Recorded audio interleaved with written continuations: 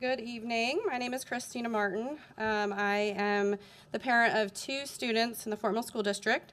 My children are both highly competitive swimmers, fortunate enough to train at the #1 swim club in the country. They train approximately 3 hours a day, 7 days a week, swim for NAFO, and plan to swim at the collegiate level. In order to meet the training needs of my athletes and of athletes years and years prior, the Fort Mill School District has allowed students to participate in the virtual SC online program in place of their fourth block.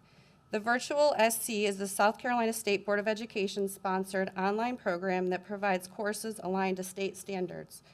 The courses are coordinated with high school counselors where grades and progress can be monitored. Just 2 weeks ago, my daughter was informed that the district has abruptly decided to stop allowing students to participate in any courses outside of the 4 walls of a high school building. Because they just realized it was a violation of the district's attendance policy since attendance in an online course cannot be monitored. The policy that I was told the decision was based on is the distance online and virtual education policy. This policy states that the Fort Mill School District will utilize technology-delivered courses as a part of its educational program to increase accessibility and flexibility in the delivery of instruction in the district, and that it may be used when the principal, with agreement from the parent and teachers, determines the student requires a differentiated or accelerated learning environment. However, this policy also has 2 lines that I and many others strongly feel need to be reviewed or modified. The first is that the student is required to take the virtual online course during the school day and at the school site in a virtual lab. The second is that the student must adhere to the attendance requirements of the district. These 2 lines contradict the entire premise of an online program. During COVID, the state and the district had to become creative with technology, and the Fort Mill Virtual Academy was created.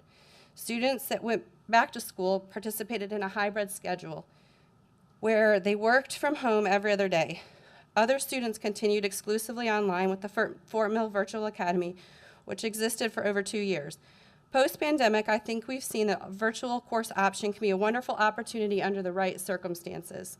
As our students move on to college, many courses will be offered online.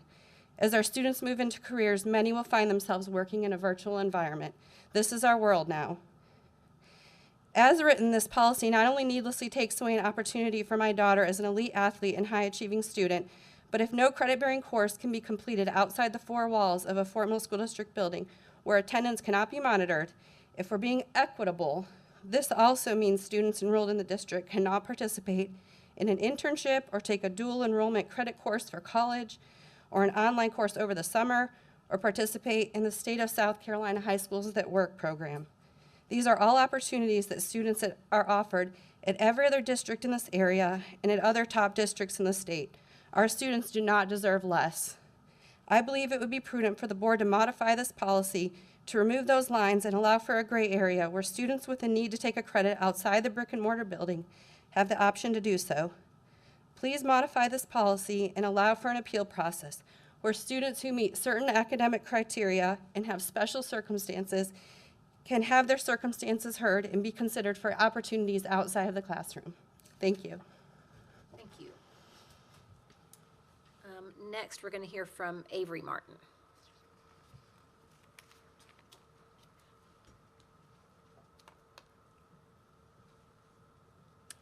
Hi, my name is Avery Martin. I'm a 9th grader at Nation Ford. I planned on utilizing the virtual 4th block option to enhance my swimming career while also continuing my education at NAFO during my sophomore and junior years. Both swimming and school are highly important to me, and the virtual option gave me a chance to have a high school experience while also being a high-level athlete. I would like to share some ways that I feel that this decision is not only unfair to me and my family, but also to my peers. This decision was made at the end of the year after applications for other schools were already due, so this really leaves me with no option other than to do homeschooling. Through homeschooling, I would be missing out on a major social element of my day. I would not get to have lunch with my friends every day or have a teacher that inspires me to be the best possible version of myself. I've put a lot of work into school. I'm around 40th in my class of 500. And I'm currently swimming for the best club in the country alongside some of the best athletes in the country who are competing on an Olympic level. The opportunity to be a part of something like that is a once-in-a-lifetime opportunity. Fort Mill School District prides themselves on how they put their students' best interests at heart, but I do not understand how making me choose between a sport that will help me pay for college or my high school experience is in my best interest. I understand that there are rules that need to be followed, but I feel that these rules are outdated and need to be reviewed because students were successful with this program in the past. Thank you. I'm not going to say this right, I'm sorry. Sophia Borgiorno? Close, maybe?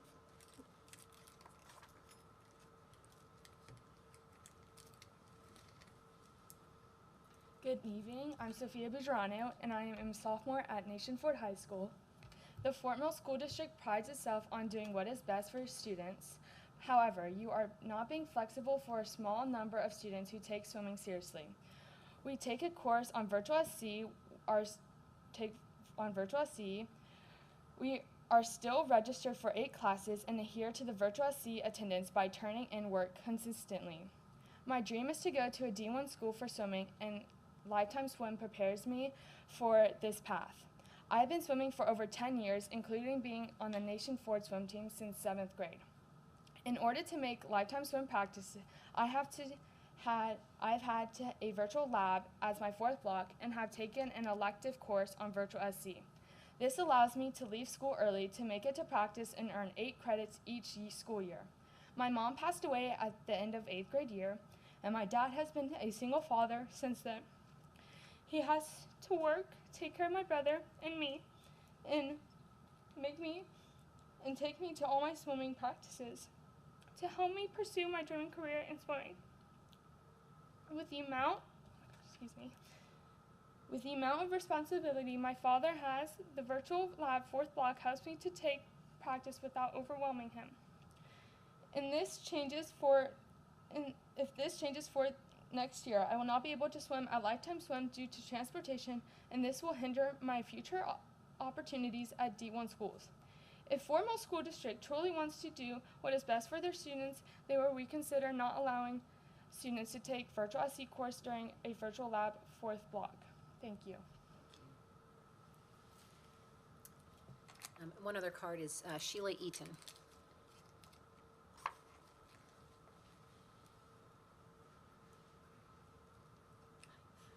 Hi, my name is Sheila Eaton, and I'm just going to, you're going to make me cry too. You have seen how, that not being able to have this flexibility for 4th block. I also have 2 children who are at Nation Forward. I have a swimmer as well, and I know that we keep talking about one sport here, but this, I think, can be addressed with every sport. Unfortunately and fortunately, the clubs that we go to are in North Carolina. And you guys all know, we all know that the North Carolina school system has different times that they let their kids out versus the times that we let our kids out. And the club level that our children are at, we have to go to North Carolina because it gives us the best swimming against the best athletes, around. My daughter, who is now a senior, has utilized the South Carolina virtual since she has been at Nation Forward. It has allowed her to get to North Carolina, battle traffic, allow me to get her to practice, get back home to take care of my other 2 kids who are getting out then later. I will say very proudly, my daughter is going to the University of South Carolina swimming D1, and we could not have done that without having this virtual opportunity. And, I'm very emotional right now for Sophia because I understand how hard that is for you to get to practice. And it might not seem like a big deal, that 90 minutes, but truly for these kids to come home, unload, get a few minutes, maybe dip into a core class and not a virtual SC class, that you can do on your own time, but maybe focus on a core class that you need to spend maybe 10, 15 more minutes on at home before you jump in the car and you're back off to practice 3 hours back home, etc. I feel like I'm kind of babbling here, but it was such an important, and is an important still to this day. My daughter still gets out at 1:30 every day, and she is in North Carolina swimming by 3 o'clock some days, and at practice for 3 hours back home. And she would never be able to be in the level that she's at, or what her coach expects of her, if she didn't have that opportunity. So I thank you for listening. Thank you.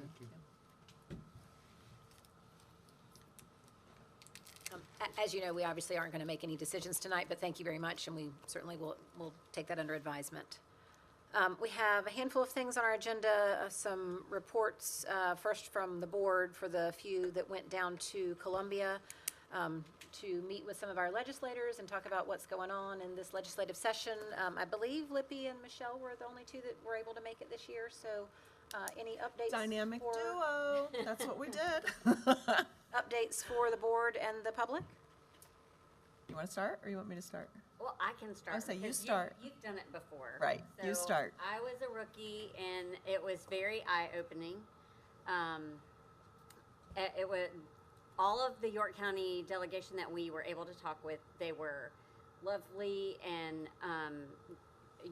polite and pleasant, and we were able to have, I think, civil, respectful conversation about areas where we disagree on funding, on how hold harmless doesn't feel like we're not being harmed, and how loosening restrictions for private schools that accept public money should be partnered and balanced with loosening restrictions for public schools. Like if they don't need to test, then why do we need to test?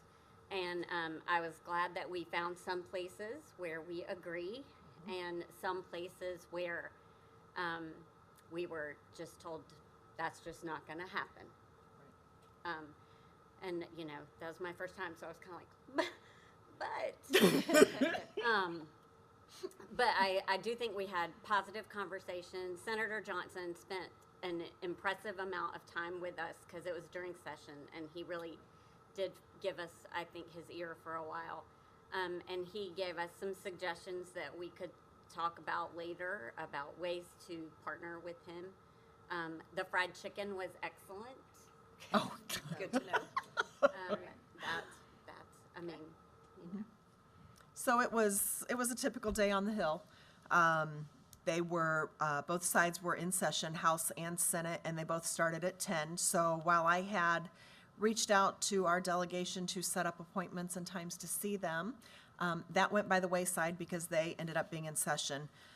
We did meet, like Lippy said, we did meet with our York County delegation. I think the only ones at the time that I didn't see, because I kind of had to leave her on her own for a little bit, I also had to do some state obligations, did not get the opportunity at that time to talk to Representative Pope or Representative O'Neill, but did talk to all of the others from York County. And then did not get to talk to Senator Clymer, but talked to all of the others from York County and closely surrounding. And we also took some Fort Mill paraphernalia to share with them, just to make sure that they felt loved and respected from us. But in doing that, I also made sure that they received the information pertaining to hold harmless, and that it's not holding harmless.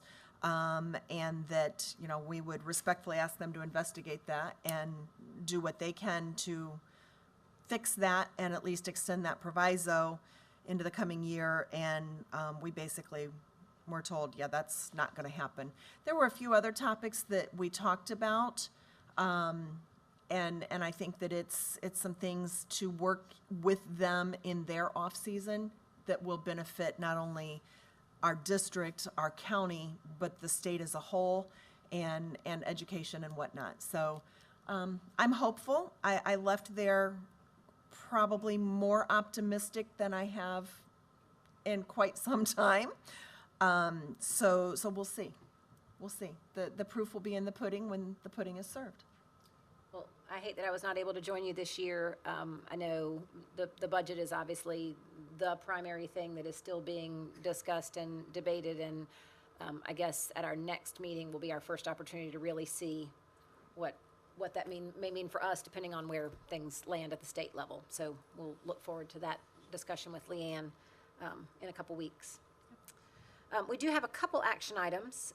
The first one that's listed, 4.01, is the 23-24 strategic plan. Dr. Wakesness, if you want to talk to us Yes. about that. Good evening. We're going to talk about the strategic plan, and since this is such a group effort to get the strategic plan built and renewed each year, I'm going to have a couple people come up and join me, and first is going to be Matt Roaring to get us started.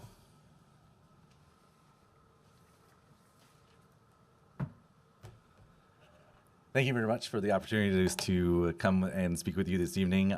This is really our annual update. You can see that we are in year 2 of 5. This is a much shorter presentation than last year, luckily. Last year we were going through our Cognia accreditation process and also developing our new 5-year plan. So we had a little bit more to talk about last year. This year it's purely just an update, so we will kind of fill you in on the specifics of that. But really, we're excited to share with you the reflection that we've had and kind of our plan for moving forward for the next few years.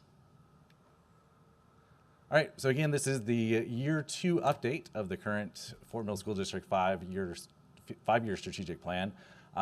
We just wanted to make you aware that this isn't just something that happens overnight. This actually started back in 2019. And it's not just something that the three of us, Renee, Mike, and I do in our office all day long.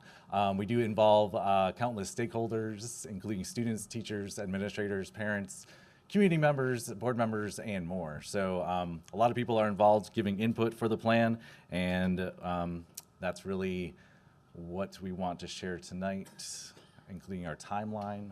But this is really the who, what, why, and how of the plan. So the who is really all those people that I just mentioned.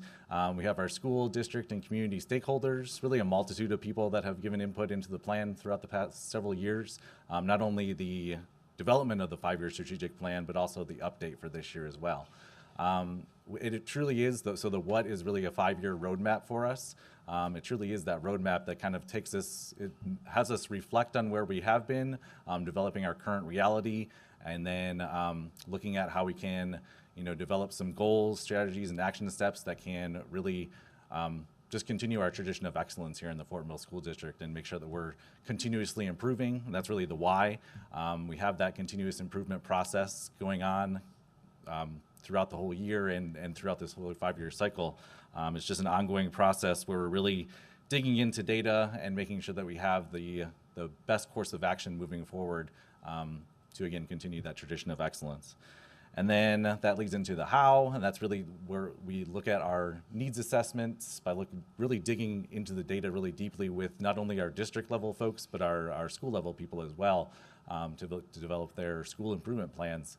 And that data really leads us to our performance goals, our strategies, and our action steps that we use to make sure that we are continuously improving as a district. And really every year we try to make the plan more actionable as we go through each of our annual updates.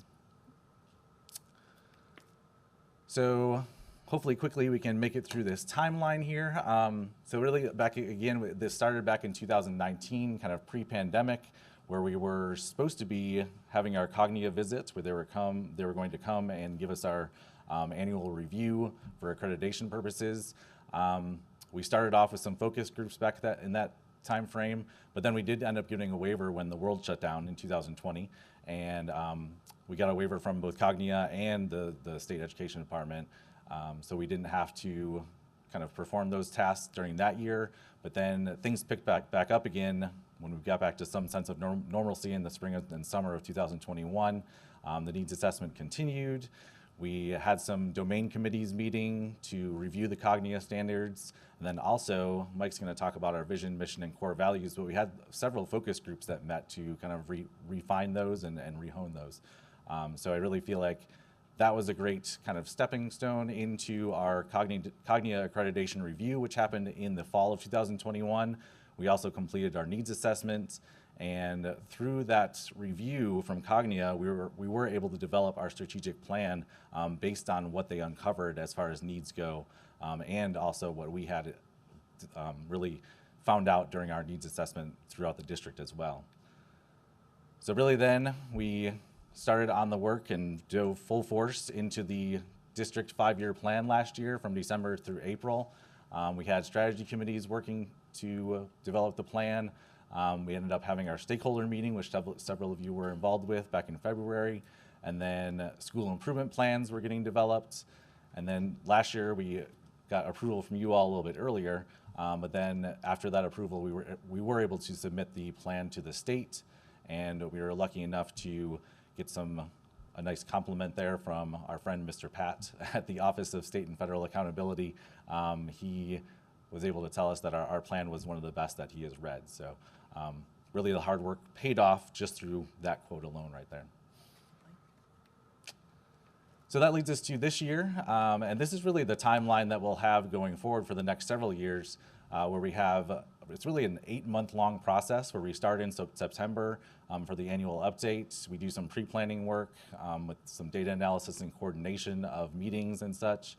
And then we move into October and November, where some strategy committees are meeting to input data into the plan and discuss the plan and possibly some revisions to the goals, strategies, and action steps. Just this past November, we had our stakeholder meeting here at the DO, with several of you involved with that as well.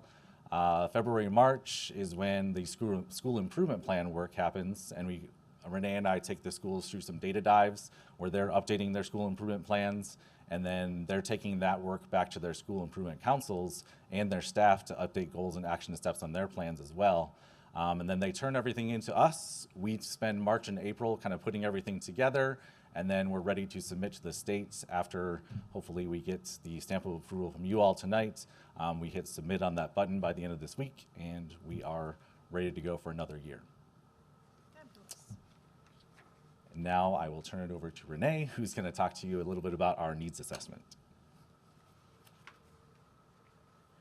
Good evening. I'm Renee Beck, Coordinator of Data Integration and School Improvement. And as Matt said, the needs assessment is a big part of the timeline that we work on. And we look at several pieces of data. As you can see up there, we look at our Cognia standards. We look at our Cognia reports. Our student achievement data is a big part of it. For our high schools, we have the college and career readiness. We also have survey data, and the surveys are completed by our students, our teachers, and our parents.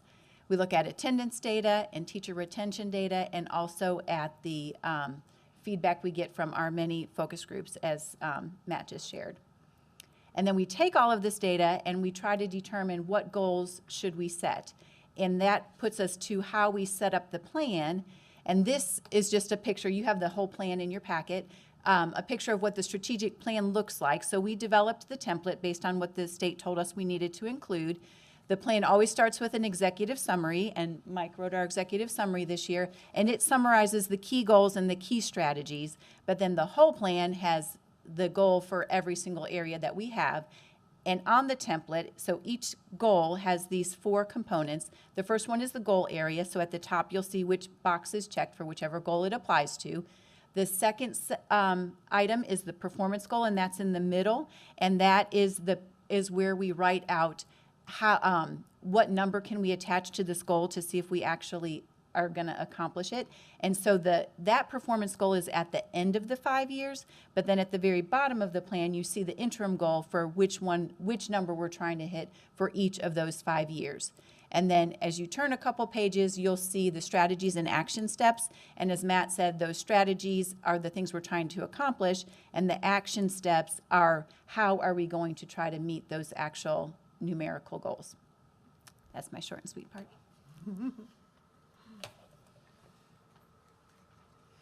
Okay, so I will take you through a high-level overview of the different goal areas. But as you can see, this plan is a result of a lot of work with a lot of people over a long period of time. So we're excited to present this to you tonight and go over some of the goal areas. So goal area 1 is about developing leadership capacity. 1.1 deals with leadership for continuous improvement. That deals a lot, if you look in the strategy, in the action steps with Schoolzilla. You guys have heard a lot about Schoolzilla. That's the tool we use to help us with data and data gathering and putting it together in a actionable format for our school leaders. So you'll see a lot of action steps on Schoolzilla. The 1.2 is effective communication, and you will see in your packet there's some information about some of the work our communications department has been doing in that area. Strategies 1.3 deal with educator quality, recruitment, retention, and evaluation. We know how important that is in today's day and age, making sure we are doing our very best to retain and recruit teachers. So you'll see some action steps dealing with that area. 1.4 focuses on leadership development and leveraging leadership potential. Our Leadership Academy, our AP Leadership Series, working with our teacher mentors, that is the types of goal or the types of action steps you will find within that goal. Goal area 2 is learning capacity, kind of, I guess I would say, the meat of what we do in schools, making sure our students are learning accelerating their learning as much as possible. You will see a lot of action steps on PLCs, teacher collaboration, making sure our teachers are working collaboratively for the best outcomes possible. You'll see also in there grading is a pretty significant part, looking at our grading practices. 2.2 and 2.3, we'll just say 2.2, again, is the engaging rigorous curriculum and instruction, goes hand in hand with 2.1. Again, kind of the meat of what we do in the school district. 2.3 is talking about how we respond to students who need assistance, intervention, academic, and what we do to make sure we are providing our kids with all they need. You'll see a lot of information about CI3T in 2.3. Goal area 3 is resource capacity, talking about school climate, equitable resources, safe, clean, and healthy schools. You will see action steps with Rich Todd in there with our safety plans and making sure our schools are safe but also clean. I want to say I have not told Brian Zolka this yet. I think Joe had to step out. Heard great feedback. I was talking to a couple administrators and they were saying what a great job Brian Zolka is doing in his new role, being extremely responsive to the school. So meant to let Brian know that. I certainly will, but shouting him out in the presentation tonight. And then 3.2, effective social emotional learning and support. Making sure, again, our students feel safe at the school. So if you look through that, it talks a lot about how our students report feeling safe at the school level. 3.3 talks about school climate, technology resources. What are we doing to integrate technology for learning outcomes again? And then the 3.4 is a lot of data stuff and facility planning. And I don't know if I can speak very eloquently towards that, but I'm sure Leanne would answer any questions that you may have about the finances and Joe with the facility planning. And of course, we'll take questions on any of these after. I know I'm going through kind of quick. Goal area 4 focuses on equity building. And as a reminder, when we talk about equity in the school district, we are talking about making sure all kids have exactly what they need. As you've seen throughout our school spotlights this year, we have all different kinds of students. We have students with special needs. We have students that speak English as a second language and have different needs with that. We have students who come from poverty. And those bring different struggles. We have students who kind of already know the material before day one of class, and our job is to accelerate their learning as well. So when we look at this, we think of how can we make sure that all of our students, regardless of their individual circumstance, can perform at high levels. So you will see the academic goals tied to this goal area is increasing the graduation rate for students in poverty and improved academic outcomes for students in poverty. We don't just focus on students in poverty, but we can't have a goal for every different subgroup. But I can assure you, as a district, we are working to assist, help, and provide every subgroup with what we think they need to do well in school. But the academic achievement that's tied to this specific goal is focused on students in poverty. You know, with our graduation rate at 96%, that's extremely high.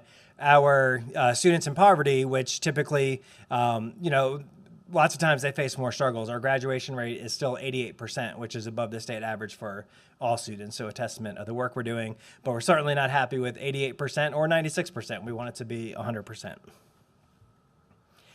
Any questions on the goal areas, the strategies before we move into the executive summary and vision, mission, and core values? Yes.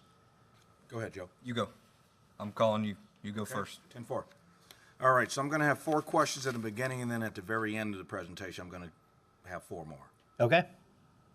So I'm looking at 1.2, effective communication. Can you walk me through an exercise of what you mean by effective communication, please? Joe, would you like to take that one? Well, in the strategic plan, we're looking at that twofold. So we have to look at communication not only with the community, students, parents, those types of service areas there, but also with our internal staff and, getting out messages internally to them. What we're looking at here, just to kind of set the stage for you, is at the district level. So all the schools are going to have their own communication plans and stuff in there. So what we're looking at is at the district level. It's not necessarily what a school would be communicating to their staff or their family. Okay. So from the very top level of it, we're going to look at, we're going to start assessing all of the things that we have as communication tools, whether that's software, whether that's pre-built things like the Pulse that are in there, if it's calls, texts, emails, those kinds of things. We're going to look at those both internal and external and see which ones we feel are effective. And we do that by looking at all kinds of different data, click-through rates on our emails. We go back into Blackboard and we check and see how many emails are opened. We can even tell if you answered the call and hung up before you heard the whole message. So we can tell if it goes to an answer machine. The system actually does report that data back to us. So we use that a lot to go through there, and then also there are less of the data points and more of just the interaction points. When we talk with our teacher forum, we talk about, hey, are y'all hearing about stuff, or what are the areas that you're that you've heard you need more communication in. So there's the anecdotal data and there's the data that we get that's more physical. So just like with all the other groups that are in the strategic area, we take a lot of that. We come up with different things that we believe could address some of the things we think are out there. And then we go into our committee meetings and we sit down and we talk with our committee, which also includes, parents, students, staff members, administrators, all of that stuff. And we go through the same process that all the other the groups do to determine what action steps need to be put into the plan. And I tell you, we heard some really unique ones this year that we had not heard before. A lot of times when we do the strategic plan, we hear a lot of the same stuff, repeated back to us, and we work on ways to improve it.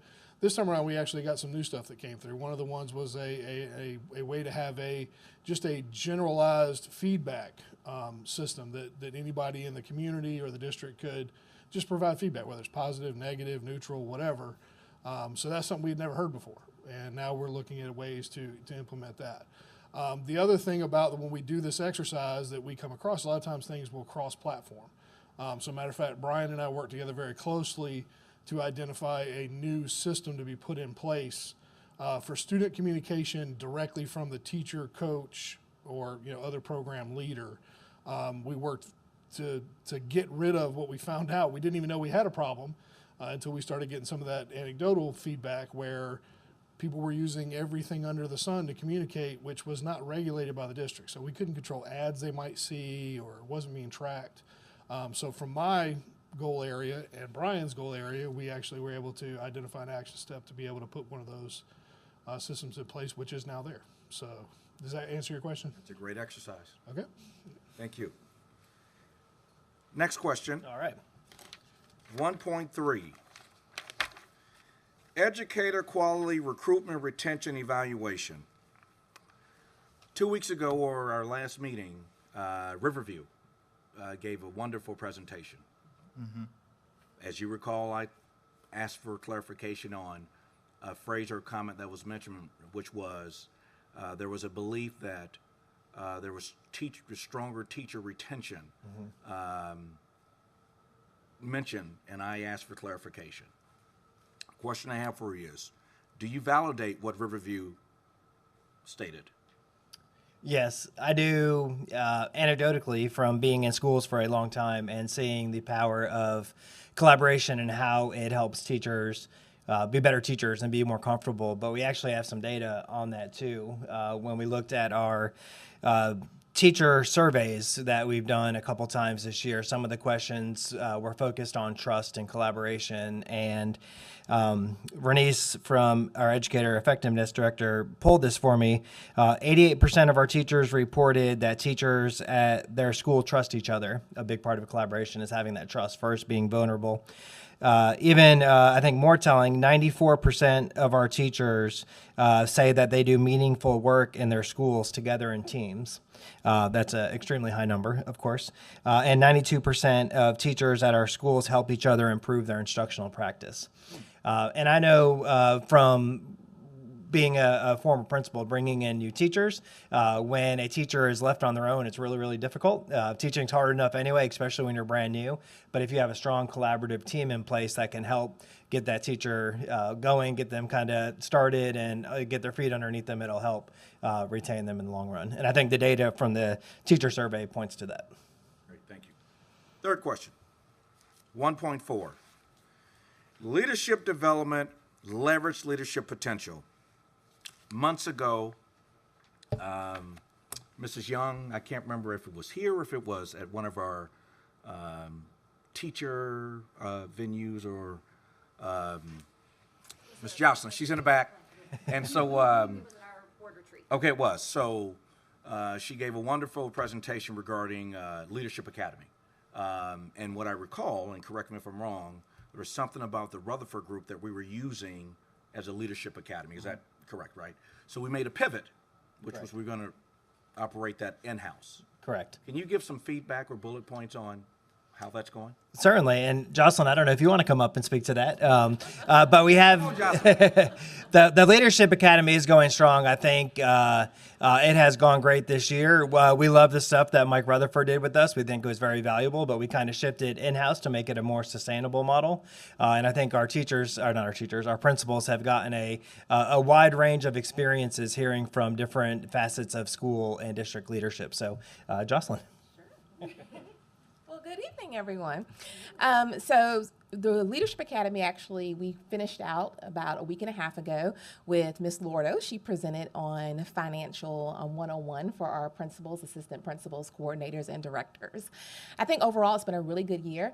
I actually just finished a survey today that I'm going to push out to everyone who attended Leadership Academy events so they can give us feedback on the format, the topics, also what they want to see in the coming years. I'm super excited. I've been working with the curriculum department with Mr. Olinger and Mr. Scroggs, and we have actually two things coming up this summer. We have two sessions. One is called So You Think You Want to Be a Principal, and that is actually aimed at our assistant principals specifically. We think it's very important to kind of give them a clue into what it looks like to be a principal, because when you jump from the AP seat to the principal seat, it's a little different. So we want to give them an opportunity to ask questions of some of our more seasoned principals, and that's in June. And then we have one that we're pushing out to the entire staff of the Fort Mill School District, and it's called So You Think You Want to Be an Administrator. So we have 55 people who've signed up for that one, and our APs will actually be on the panel for that, because that's the first step into becoming an administrator, is becoming an assistant principal. I got a lot of feedback from teachers who were so excited that this opportunity is there, because I think a lot of people get into administration and they're like, I think I want to do this. And then they get in the seat and they're like, I don't think I want to do this. And so really we're excited about the Leadership Academy and everything that we have. I can totally update you when we put out that survey, but we've gotten nothing but very, very strong, positive comments so far. So we look forward to what we're going to do next year. Great, thank you. Any questions? All right, thank you. I'll wait until the end. Okay. I do, but I'll just wait. So for me, I kind of struggle a little bit on this, because we seem to be very, very heavy-handed on everything equity. It seems to have a very, very large handle. In my understanding and just listening, it seems to be very geared towards outcomes of a certain groups and not so much focused on the individual. So this is where I guess I struggle a little bit, because it sounds like the way we're interpreting this is acceptance. Like we of course we want to be acceptable, but so you can either have equity or you can really kind of have equality, and they don't really intermix so much, because one means one thing and the other means another. And so where equity is more focused on the outcomes, this is it's not the same as like equal opportunity, I guess you could say. And so where I struggle is this is what You know, this is what we fought for, bled for, marched for, died for, is so that everyone can have an equal opportunity to be treated the same under the law, and you couldn't be discriminated against, right? Like, that's what it's all about. So I want to know, how is this, like, to me, it cheapens that, if is a way I could say it. It takes, and I don't want you to hear what I'm not saying, but I feel like it doesn't do justice to what's been done for us, is the way I could say it. So how is that better than giving each of our students an equal opportunity for success? Well, I think what I said before, how we defined equity is giving everybody what they need to be successful, which is going to be different from student to student. A student that has a disability in speech is going to require different services from a student that doesn't have that disability. Or a student in a resource class are going to have different, students in resource classes are going to have different needs than your typical students. Our high achieving students that are at the above grade level, they're going to need different resources to reach their full potential, to get them where they need to be academically. So in my view, equality is giving everybody the same thing, which isn't necessarily what everybody needs. When we look at equity, it's making sure they have what they need to be successful. Yeah, and I guess I'm not looking at equality as, like, I'm looking at equality as customized presentation. It's not like everybody's getting the same anything, not like a socialistic type of equality, like free market type of equality. Like, you get what you individually need. And so I feel like we're kind of saying the same thing on that respect, but maybe I'm using it because when I hear, like, hey, what does it mean? It's always, I'm hearing, well, here's what it means to us. You know, and so it's very interpretable, if that's a word. Like, you can interpret it however you want it, and I may just be I may be interpreting it just differently than, so I would like to see something to where it means one thing and not like, hey, here's how we define it. Just to give us that, because I think that what I'm saying also resonates with what other people would also interpret that as. And I think that might be causing some of the division maybe on this word. So if that makes sense. So are you Not sure the response. define what Yes. is meant by equity? Yeah, we need a definition behind it, not how we view it, because then it's just going to be open to interpretation. Okay. I'd have to look in the plan to see if there is a place that goes to that level of definition. I know when I've heard about strategic plans for as long as I've been involved in the board, we've always talked about unique needs of unique populations. Yeah. And I don't know that the equity buzzword came along until a few years ago, but the sentiment behind unique students have unique needs, and therefore we have different ways of meeting their needs, has been in place long before equity was a word that people got hung up on. Yeah. So I don't think our strategic plan has changed because people have now become concerned about a term, right? I think if we went back and looked at a 7-year ago plan, I'm guessing the language that's used in the actual action steps is highly consistent. And the plan says, in order to empower all learners to achieve their greatest success. Correct. I don't see how anybody could argue with. Well, yeah, and I'm not arguing with that. But that's the definition. So Right, you but asked for a definition. There is the definition. But that's As how we, as we implement it in Fort Mill School District, which is what is important to our Fort Mill School District strategic plan. It is how Fort Mill School District defines what equity and what success for each individual student means and is, and how we deliver that for each and every student based on their need. It's not about what the state or this political group or that political group says. Yeah, I'm not making it that. I'm not making it that. It's Well, I I wasn't want to quite done focus yet.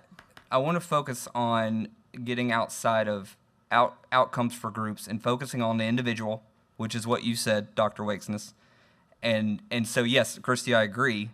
It's always been that sentiment has been there, and then the buzzword gets included. I would like to get away from anything that has buzzword on it. Ms. Pratt, would you read that definition again, please? I will. In order to empower all learners to achieve their greatest success. And then that's the reasoning behind the strategy of having anything to do with, what I'm hearing you say is that you don't like that word because it's making a group instead of an individual, but when I read it, it sounds like all learners, so they're going to be treated as individuals and they're achieving their own personal greatest success. And to me, that feels like what we do. I don't like the word because it cheapens what brought us to where we are. That's why I don't like it. I think we could do a better service to our community by putting something that had more concreteness behind it. Well, our community was involved in putting this plan together. There's Yeah, some. stakeholders from the community. Some, yeah. Well, And 18,000 plus kids. I do think that one of the things that is in the detailed plan, not in the executive presentation, with the individual goals, there are certain groups that, because they are outliers, are being measured uniquely, right? So we're measuring graduation rate for everybody. Yeah. And then we're also measuring a subset because there is a statistical difference in that subset. So I think that's the reason that we've identified a subset of students who are not reaching the same potential as the rest across the board. And so what do we need to do differently additionally for that subset? And that's why there's an outcome that's unique to that group, because they are a statistical anomaly, if that makes sense. Not only are they a statistical anomaly, Turn your thing on. not only are they a statistical anomaly, but they're also evaluated and we're held accountable on many state measures That's right. The state measures are reported by related subgroup. to subsets. those subgroups, I hadn't thought right? about that. So I think when you're looking at a strategic plan and accountability is part of that strategic plan, you've got to account for subgroups. I mean, it's how we as a district are rated on our state report card. I mean, it is. Right. Right. So maybe this is a fundamental issue that we should be talking at the state level with legislators, with people that are on state boards, to say, this is how you're holding us accountable. It has to be a fabric of what we're doing in our strategic plan because of that. Right, because that is directed by the State Board of Education and the state superintendent. But the one thing I will say is, every opportunity we get to use real words and full sentences instead of buzzwords is a benefit, right? So there's not confusion about what it means. I think in any opportunity we get to spell things out in a definition instead of just a term, it certainly works to keep us all on the same page. Yeah. So, fair point. I don't know exactly, I think you're going to get in a minute to what's actually recommended for presentation. This is kind of the update, but I don't know that this is what you're submitting for approval to the. Well, the plan's being submitted for approval, and this is just an overview of the plan. Yeah. Because we already previously approved the strategic plan. Right. So this time last year, you approved the new 5-year strategic plan, and then we're required to do the update each year. And then you approve it, you approve the update, and then we submit it to the state, and we do the same process next year where we go through the different subgroups and get the feedback and make any changes that are necessary or that we feel like we need to change, and then it repeats 5 times over. And, right, got it. So, for example, in the executive summary, if there's an opportunity to spell something out, maybe that's Certainly. something we could still do. Yeah, certainly. Yeah, so the executive summary is, would be a time where we could, if it's not already clearly defined in there, where we can change that and define it. And same thing on some of the metrics. We could even say to align with state Yeah. accountability measures or something like that. Just things like that that make it very clear what it is and why we're doing it. Fair? Yeah. Totally. Okay. Right. So the executive summary that we received, this is back from Cognia, but we wanted to keep it in to remind us of the great work we do. The culture of excellence is strong. That was a direct quote we got in our feedback from Cognia as we were building this plan. So we'll continue to build on our strengths of our teachers, our leaders, our staff, our parents, our school board, community, and keep moving forward. All right, so also, any more questions, I guess, on the strategic plan before we go to the mission and vision? All right, so as part of this work, too, we also worked on creating our new vision, mission, and let me find the core values. And we usually, when you do a new strategic plan, a 5-year strategic plan, you'll often look at the vision, mission, and core beliefs. And it had been a while since we had updated those. I'm not sure exactly how long, but I know it's been since before, at least 6 years ago, before I was here. So through the same groups and committees and some other ones, we looked at our vision, mission, and core beliefs, and I'm excited tonight to present the proposed vision, mission, and core beliefs. So the first, the mission statement is on the screen, and you also have it in your packet. In the tradition of excellence, Fort Mill schools provide an engaging, rigorous education that empowers all students to achieve their greatest success. So the mission statement is what we want to be able to achieve, why we exist as an organization. Our vision statement, we will challenge and inspire all students to exceed their greatest potential and create a better community.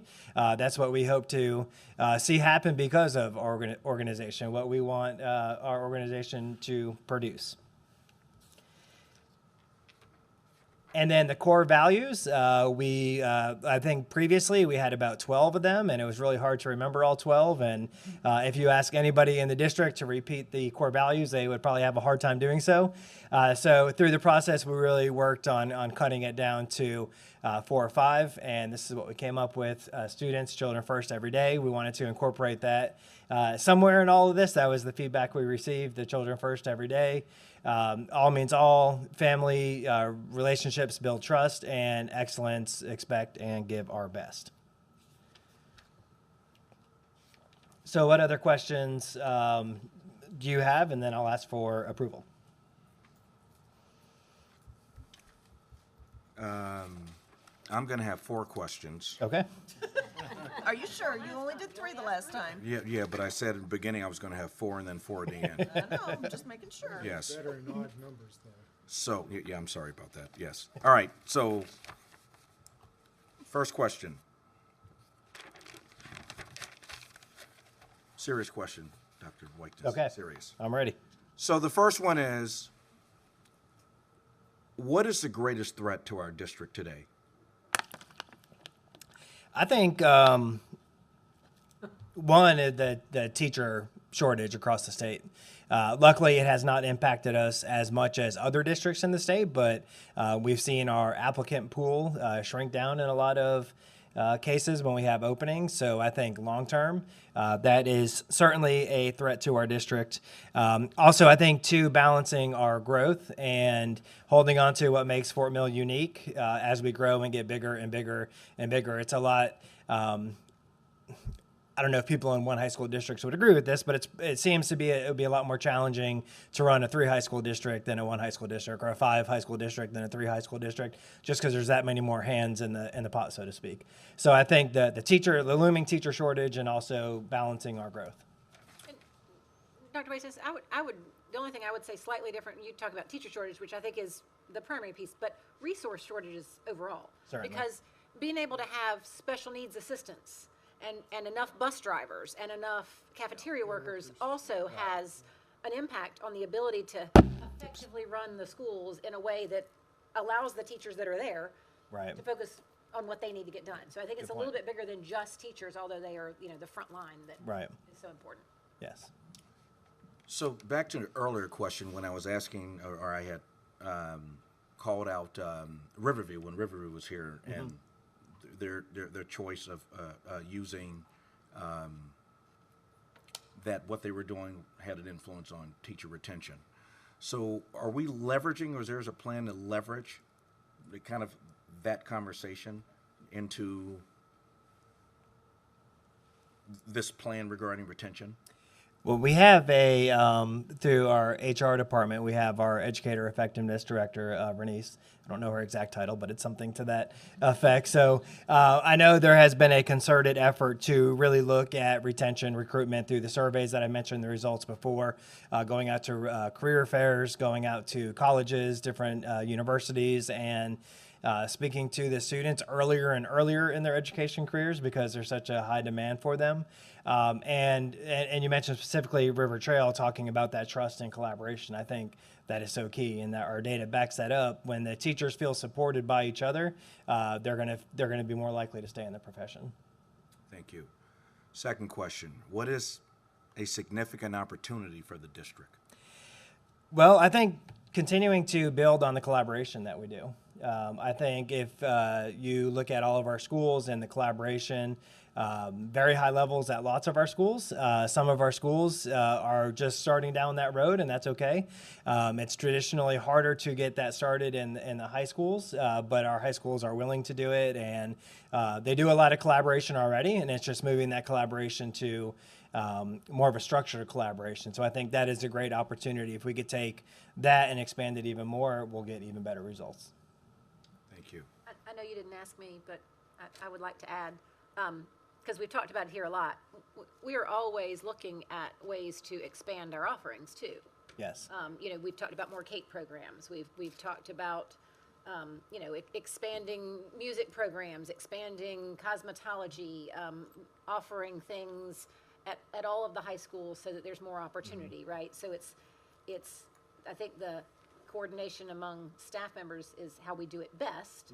And then what we offer, the world's changing. We got to have new opportunities for our students as new careers come up. Certainly, and that's a great point. And we have grown tremendously over the last several years with the different opportunities with our dual credit, our dual enrollment, from the traditional academic courses to the welding and auto body collision repair programs. So that's a great point too.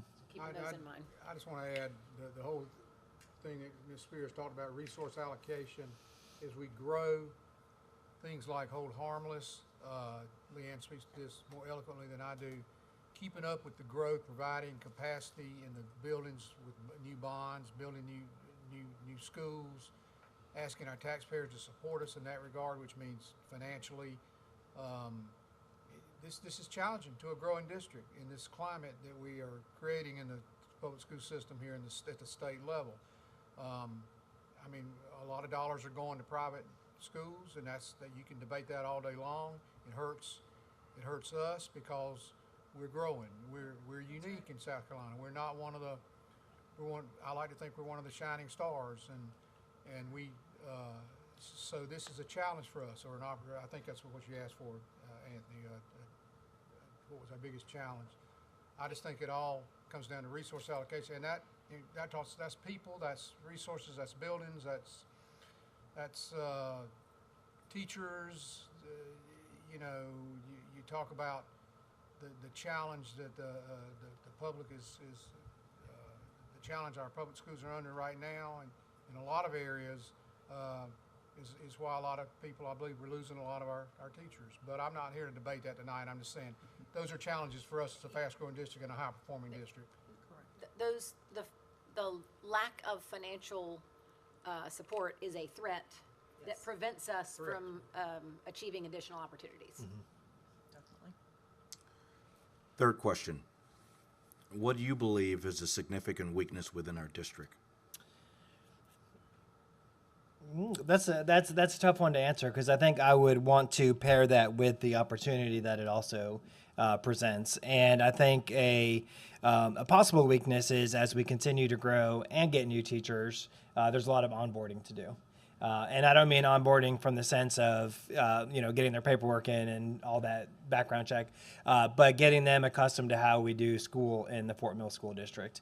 How are they going to be brought up to speed on our grading policies and practices, on our collaboration, on how they do things at each different, a little bit different at each school. So I think one of the could be a weakness is, what are we going to do to make sure all of our new people get accustomed and feel like they belong to our community and want to stay here and be part of something great, And then that could also be an opportunity to make sure we're doing a great job at that.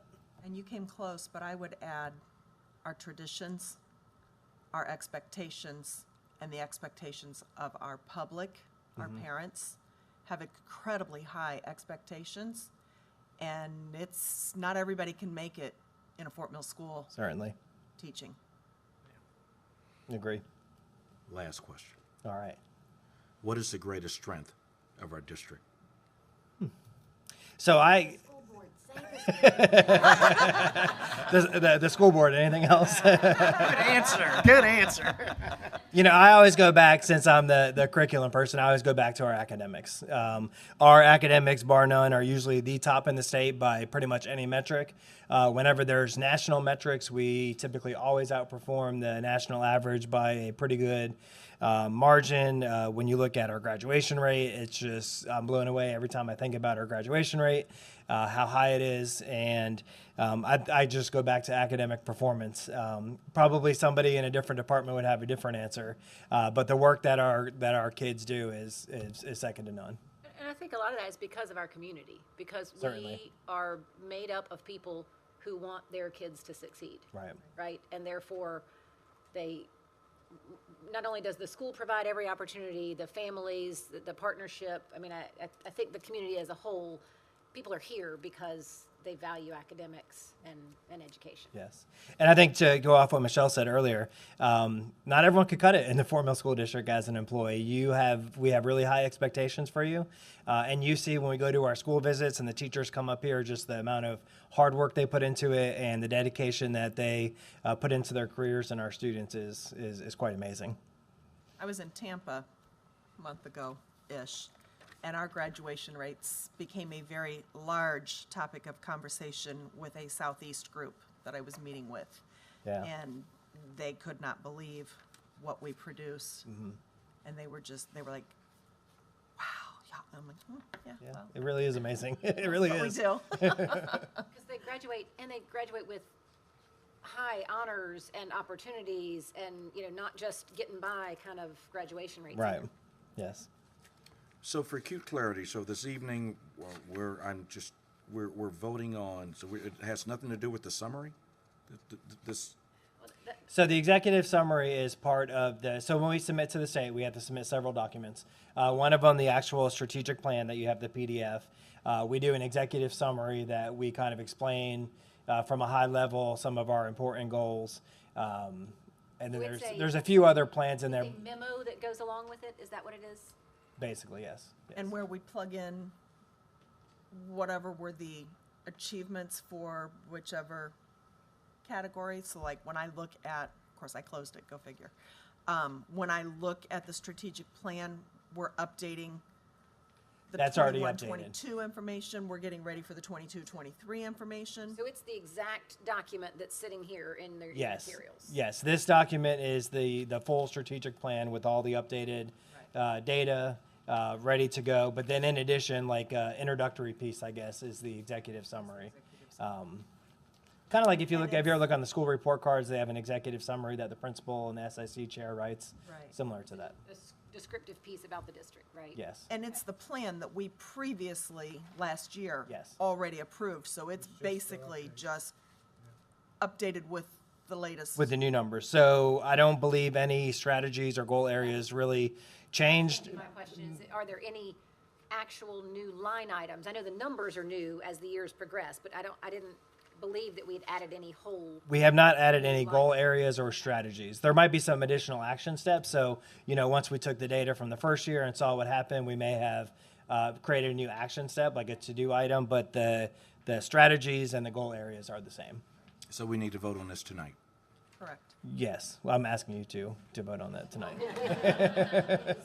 What I think I heard is it's due to be submitted on Friday. Correct. Correct. And that is a requirement, again, by the state Board of Education and the state superintendent.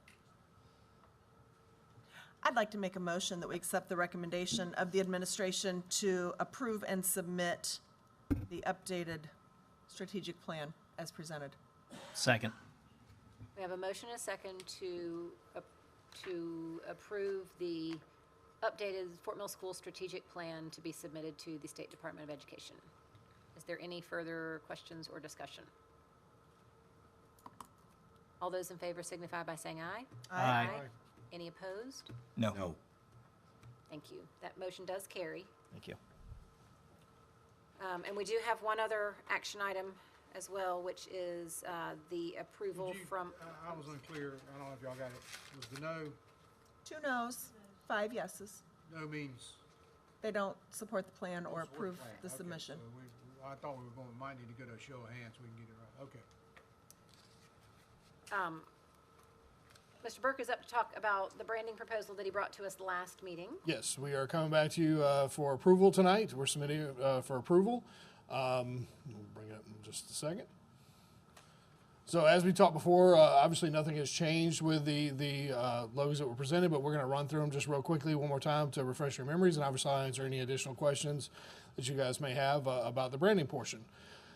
So without further ado, this is the primary logo that we showed you last time. As you can see, there are 2 different stacks for the primary. There is just the FMSD, and again, featuring the graduate as our main purpose of the logo, and then of course the FMSD with Fort Mill School District underneath it. Either of these 2 could be used as the primary logo for the district. You'll see 4 colors on the right, as we discussed before. We do have splits in the colors. We have primary colors, the main colors that will be used. For example, like our website or app, those types of things will be the navy and the lighter blue.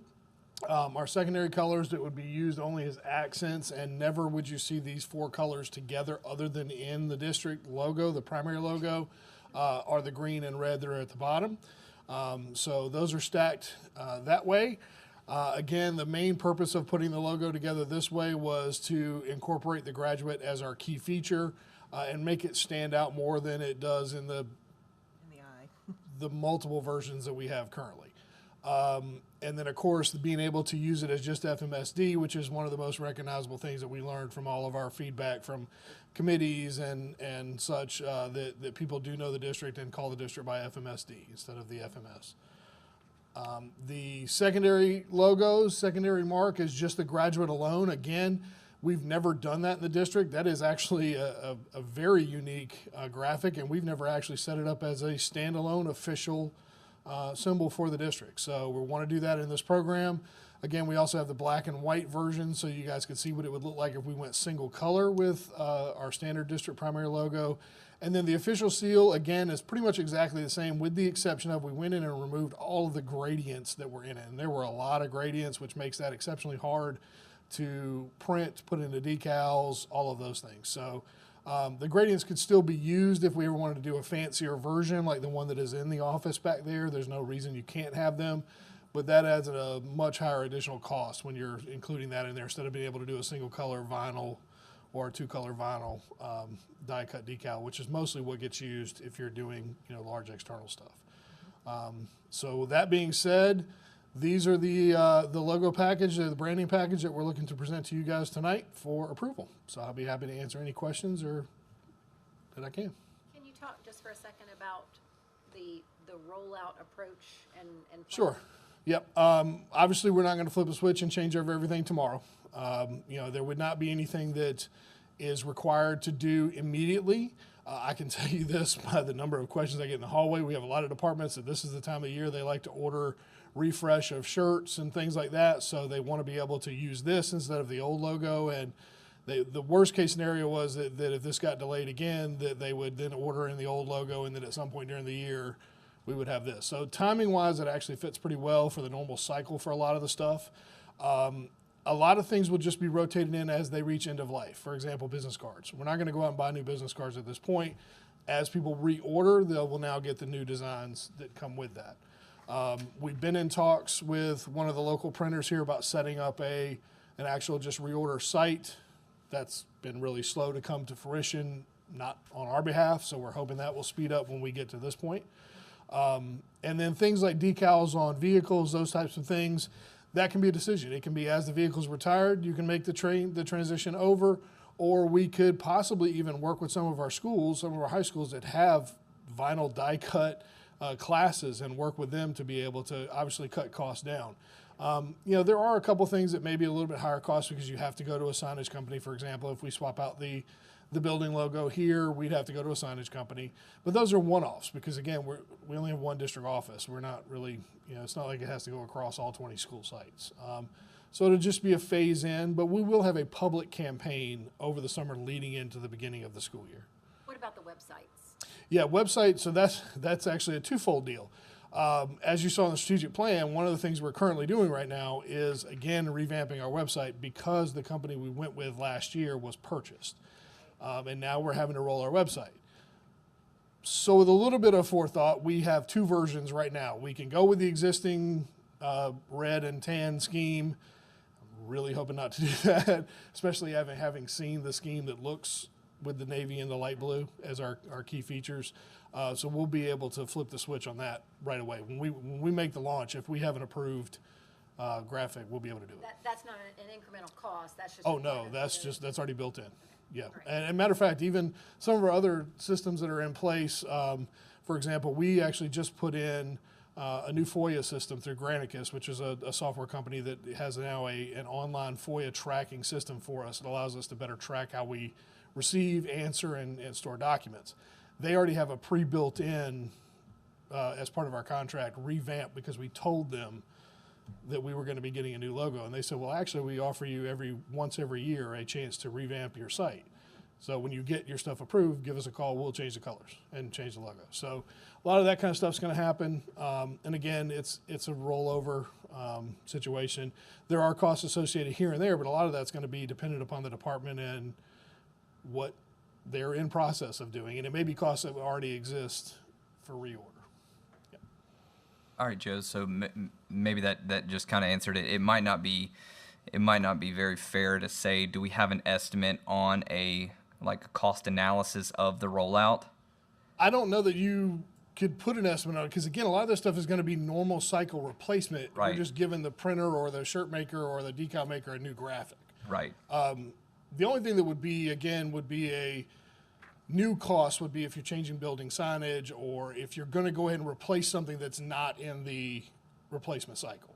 And again, those are all conversations we'll have now that we have this because again, that'll be, they may decide to do that and it's a budget question, or they may decide, okay, we're going to wait till we cycle in the new But what stuff. I'm hearing is that you don't have a plan to engage some third party to come in and swap out everything Oh, we no, have no. with this new logo on no, buildings and stuff like that overnight is what I'm. Yeah, that's okay. definitely not. And I've done multiples of these at different times. They've never been phased in. I mean, if you look at the way our schools did it recently too, some of the ones that I've helped redesign, they're gradual. You can still go to Fort Mill Middle School and see some of the old logo that they had mixed with some of the new one that I designed for them because as they paint walls and stuff like that, they're replacing things out.